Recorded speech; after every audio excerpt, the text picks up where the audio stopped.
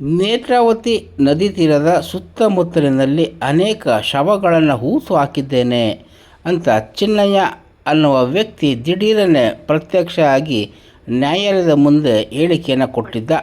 ಅದಾದ ನಂತರದಲ್ಲಿ ಸರ್ಕಾರ SITಯನ್ನು ಕೂಡ ರಚನೆ ಮಾಡಿತ್ತು. SIT ತನ್ನದೇ ಆದ ರೀತಿಯ ತನಿಖೆಯನ್ನು ಮಾಡ್ತಾ ಇದೆ. ಆದರೆ ಅದು ಯಾವ ರೀತಿಯ ವರದಿಯನ್ನು ಸರ್ಕಾರಕ್ಕೆ ಕೊಡುತ್ತೆ ಅನ್ನುವ ಕುತೂಹಲ ಇನ್ನೂ ಇದೆ.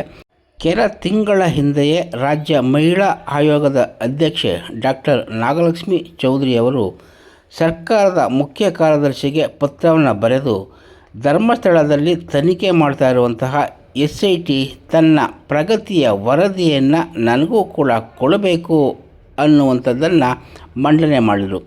ಆದರೆ SIT ಇದುವರೆಗೂ ಕೂಡ ಮಹಿಳಾ ಆಯೋಗಕ್ಕೆ ಯಾವುದೇ ರೀತಿಯ ವರದಿ ಅಥವಾ ವಿವರವನ್ನು ಒದಗಿಸಿಲ್ಲ. ಈ ಕುರಿತಂತೆ ನಿನ್ನೆ ದಕ್ಷಿಣ ಕನ್ನಡ ಜಿಲ್ಲೆಯ ಪ್ರವಾಸವನ್ನು ಕೈಗೊಂಡಿದ್ದಂತಹ ಮಹಿಳಾ ಆಯೋಗದ ಅಧ್ಯಕ್ಷೆ ಡಾಕ್ಟರ್ ನಾಗಲಕ್ಷ್ಮಿ ಚೌಧರಿಯವರು ಈ ಕುರಿತಂತೆ ತಮ್ಮ ಅಭಿಪ್ರಾಯಗಳನ್ನು ಮುಕ್ತವಾಗಿ ಮಾತನಾಡಿದ್ದಾರೆ. ಅದರ ಸಾರಾಂಶವನ್ನು ಇಲ್ಲಿ ಕೇಳಬಹುದಾಗಿದ್ದು, ಡಾಕ್ಟರ್ ನಾಗಲಕ್ಷ್ಮಿ ಚೌಧರಿಯವರು ಆ ಪ್ರದೇಶದಲ್ಲಿ ಹೆಣ್ಣು ಮಕ್ಕಳು ನಾಪತ್ತೆಯಾಗಿದ್ದಾರೆ. 20 ವರ್ಷಗಳಾದರೂ ಅದರ ಬಗ್ಗೆ ಮಾಹಿತಿಗಳು ಸಿಗ್ತಾ ಇಲ್ಲ.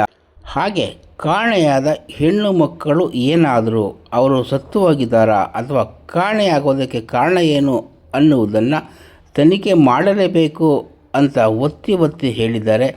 ಹೀಗಾಗಿ SIT ತನ್ನ ಕಾರ್ಯಾಚರಣೆಯನ್ನು ಇನ್ನು ಮುಂದೆ ಹೇಗೆ ಮುಂದುವರಿಸುತ್ತೆ ಅನ್ನುವ ಕುತೂಹಲಗಳು ಇರುವ ಜೊತೆಯಲ್ಲೇ ಮಹಿಳಾ ಆಯೋಗದ ಅಧ್ಯಕ್ಷೆ ಈ ಇಡೀ ಪ್ರಕರಣದ ಬಗ್ಗೆ ತಮ್ಮ ಅಚಲ ನಿಲುವನ್ನು ವ್ಯಕ್ತಪಡಿಸಿರುವುದು ಕೂಡ ವಿಶೇಷ ಆಗಿದೆ. ಮಾಧ್ಯಮಕ್ಕೆ ಪ್ರತಿಕ್ರಿಯಿಸಿರುವ ಅವರು ಏನು ಹೇಳಿದರು ಅನ್ನುವುದನ್ನು ಇಲ್ಲಿ ನೀವು ಕೇಳಿಸಿಕೊಳ್ಳಬಹುದಾಗಿದೆ. ಖಂಡಿತವಾಗ್ಲೂ ಕೊಡ್ತಾರೆ. ನಾನು ಚರ್ಚೆಯಲ್ಲಿದ್ದೀನಿ. SIT ಅವರ ಚೀಫ್ ಜೊತೆನೂ ಸಹ ನನ್ನ ಮೀಟಿಂಗ್ಸ್ ನಡೀತಾ ಇರುತ್ತೆ. ಸೊ ಕೆಲವೊಂದು ಕೋರ್ಟ್ದಲ್ಲಿ ತೀರ್ಮಾನ ಆದಮೇಲೆ ಅದನ್ನು ನನಗೆ ವರದಿಯನ್ನು ಕಳಿಸ್ತೀವಿ ಮತ್ತು ತನಿಖೆ ಮುಂದುವರಿಸ್ತೀವಿ ಅಂತ ಹೇಳಿದ್ದಾರೆ. ನೋಡಿ, ಒಂದು ಹೇಳ್ತೇನೆ, ಅಲ್ಲಿ ಕಾಣೆ ಆಗಿರೋದು ಸತ್ಯ, ಆಯ್ತಾ?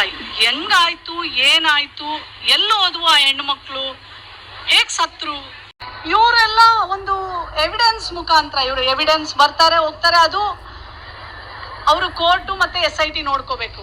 ಅದು ನಮಗೆ ಸಂಬಂಧ ಇಲ್ಲ. ಅಲ್ಲಿ ಕಾಣೆಯಾಗಿರುವಂತ ಹೆಣ್ಣು ಮಕ್ಕಳು, ಅಲ್ಲಿ ಸತ್ತೋದ್ರು ಅಂತ ಹೇಳಿದಂತ ಹೆಣ್ಣು ಮಕ್ಕಳು, ಅವರನ್ನ ಯಾರು, ಎಲ್ಲಿ ಹೋದ್ರು, ಹೆಂಗೆ ಕಾಣೆ ಆದ್ರು, ಹೆಂಗ್ ಸತ್ತೋದ್ರು, ಅದನ್ನ ನಾವು ಕೇಳಿರೋದೇ ಹೊರತು ಇವರೆಲ್ಲ ಎವಿಡೆನ್ಸ್ ಸಾಕ್ಷಿ. ಇವ್ರು ಕೆಲವ್ರು ಸುಳ್ಳು ಹೇಳ್ಬೋದು, ಕೆಲವ್ರು ನಿಜ ಹೇಳ್ಬೋದು. ಬಟ್ ಇದು ತನಿಖೆ ಆಗಬೇಕು. ಆ ತನಿಖೆ ಆಗಬೇಕು ಅನ್ನೋದೇ ನಮ್ಮ ಪತ್ರದಲ್ಲಿ ಮೂಲ ಉದ್ದೇಶ. ಸೊ ಅದನ್ನ ನಾವು ವೇಟ್ ಮಾಡಬೇಕು, ಆ ತನಿಖೆ ಮುಗಿಯೋತನ. ಅದಕ್ಕೆ ಮಧ್ಯದಲ್ಲಿ ಹೇಳಲಿಕ್ಕೆ ನಮ್ಗೆ ಆಗೋದಿಲ್ಲ. ನಮ್ಗೆ ಕಂಪ್ಲೇಂಟ್ ಕೊಟ್ಟಿಲ್ಲ ಅವರು. ಹಾಗೆ ನಾವು ಅದ್ರ ಮೇಲೆ ವರದಿನೂ ಇದೆ, ಉಗ್ರಪ್ಪ ವರದಿ ಇದೆ.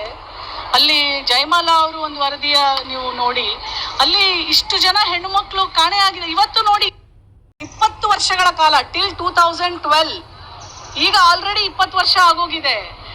ತನಿಖೆಗಳನ್ನ ಕೂಡಿಡಬೇಕು ಅಂತಂದ್ರೂ ಬಹಳ ಕಷ್ಟ ಇದೆ. ಮತ್ತೆ ಸಿಗುವಂತ ಮೂಳೆಗಳಲ್ಲೂ ಸಹ ಏನು DNA ಟೆಸ್ಟ್ ಆದ್ರೆ ಬಹಳ ಕಷ್ಟ ಆಗುತ್ತೆ ನೀವು ತನಿಖೆ ಮಾಡ್ಲಿಕ್ಕೆ. ಹಾಗನ್ಬಿಟ್ಟು ನಾವೇ ಎಲ್ಲ ವಿಶ್ಲೇಷಣೆ ಮಾಡೋಕ್ ಸಾಧ್ಯ ಇಲ್ಲ.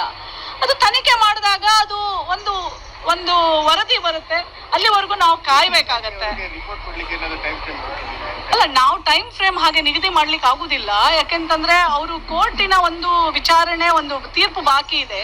ಅದಾದ್ಮೇಲೆ ನಮ್ಗೆ ಸಬ್ಮಿಟ್ ಮಾಡ್ತೀನಿ ಅಂತ ಹೇಳಿದ್ದಾರೆ.